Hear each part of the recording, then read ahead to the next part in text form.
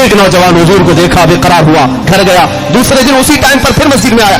मस्जिद के दरवाजे पर दूर से ही मेरे आका की बातें सुनता रहा, खड़ा होकर के हुजूर को देखता रहा, अंदर आने की हिम्मत नहीं। फिर गया। 2-3 दिन के बाद लोगों ने शिकायत कर दी उसके बाप से। यहूदी था और बड़ा पक्का मजहबी। लोगों ने जाकर कहा है, फला तुझे पता है तेरा बेटा तो मोहम्मद की बातें सुनने के लिए मस्जिद पे खड़ा रह जाता है, शाम तक वही रह जाता है। बाप को जब ये खबर हुई तो बेटे को बुलाया, बहुत मारा, कहा तू वहां क्यों जाता है, वहां हरगिज मत जा, उनका जादू चलता है। पाबंद कर दिया कि वापस जाएगा नहीं। चंद दिनों पाबंदी किया। बेकरारी ऐसी है, मैं कह रहा हूं बार बार दीवानों को जब छेड़ा जाता है मोहब्बत बढ़ती जाती है। जू जू दवा की मर्ज बढ़ता गया और फिर वापस आया। 8 दिन के बाद फिर वही खड़ा रह गया। बाप को जाकर किसी और जासूस ने खबर दी कि आज तुम्हारा बेटा फिर वहां मिला है। बाप ने जंजीरों में बांध दिया, हाथों में भी और पैरों में भी बेड़ियां बांधकर घर में कैद कर दिया। आज के बाद तू घर से भी नहीं निकलेगा। लोगों वो भी करके देख लो, जंजीरें बांध करके घर के अंदर कैद किया। हुआ क्या, ये नौजवान बच्चा बीमार पड़ गया, बीमार हो गया। उसकी बीमारी पर भी माँ बाप को तरस नहीं आया। बीमार होते होते महीना गुजर गया। उसकी बीमारी इतनी बढ़ गई कि जिस्म पीला पड़ने लग गया। अब माँ बाप को डर लगने लगा कि ये 20-25 साल का जवान, अगर हम इसे इसी कैद तन्हाई में मार डालेंगे तो अच्छा नहीं होगा, अकलौता बेटा है। जंजीरें खोल दी। अब इलाज कराने पर आ गए। हकीमों को बुलाया, तबीबों को बुलाया। सारे हकीम आए, तबीब आए और दवा करते करते आजिज आ गए और कहा इसका मर्ज ही कुछ और है, हमारी पकड़ में नहीं आता, हमारी पकड़ में ये बीमारी नहीं आती, इसका मर्ज ही कुछ और है। चंद दिनों के बाद फिर इलाज के लिए एक बड़े हकीम को बुलाया गया। उसने कहा तुम्हारा बेटा 1 दिन या 2 दिन का मेहमान है, मर जाएगा।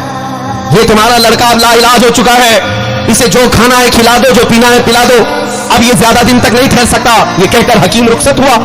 अब माँ का कलेजा दहल गया, मेरा जवान बेटा दुनिया से चला जा रहा है। बाप को भी अब थोड़ा तरस आया और आए बेटे से कहा बेटा हमारे साथ हमसे ज्यादती हो गई तेरे मामले में, हमें माफ कर दे, छोड़ दे पुरानी बातें, सब अच्छे से जीते हैं। अब बता तू क्या खाना चाहता है, क्या पीना चाहता है, तेरा इलाज कर करके थक गए। वो नौजवान कहता अब्बा जान अगर मुझ पर रहम करना चाहते हो तो एक बार मोहम्मद को देखना चाहता हूं सल्लल्लाहु अलैहि वसल्लम। ईमान लाया हुआ नहीं है, ईमान लाया हुआ नहीं है। माँ बाप से कहता एक बार मोहम्मद को देखना चाहता हूं, अगर मुझे देखने की इजाजत मिल जाए तो फिर मैं आपसे कोई चीज नहीं मांगूंगा। माँ का कलेजा पसीज गया। कहा इस दर्द के आलम में, इस बीमारी के आलम में भी मेरा बच्चा अगर किसी को पूछ रहा है तो आमिना के लाल को पूछ रहा है। शोहर से कहा जाओ एक बार उनको खबर कर, हमारे घर में आग लगी है, हमारा बेटा दुनिया से जा रहा है, हमें इस तरह दागे मफारकत दे जा रहा है, एक बार आप अपना चेहरा दिखा दीजिए। बाप आया, यहूदी है और हुजूर पाक सल्लल्लाहु अलैहि वसल्लम से दुश्मनी भी रखता था, नफरत भी, दूरी भी रखता। मस्जिद में आना पड़ा।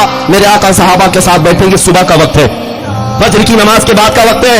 वो आया और आकर कहने लगा मेरा बेटा फला फला और ऐसा आपकी दीवानगी में मुब्तला है कि हमने उसे घर में कैद तन्हाई में रखा तो बीमार हो गया, अब मरने के करीब आया, हम उसे पूछते हैं कुछ चाहिए तो बस वो चाहता है कि एक बार आपको देख ले। मेरे आका सल्लल्लाहु अलैहि वसल्लम सहाबा से कहते हैं इसी इंतजार में तो मैं भी बैठा था।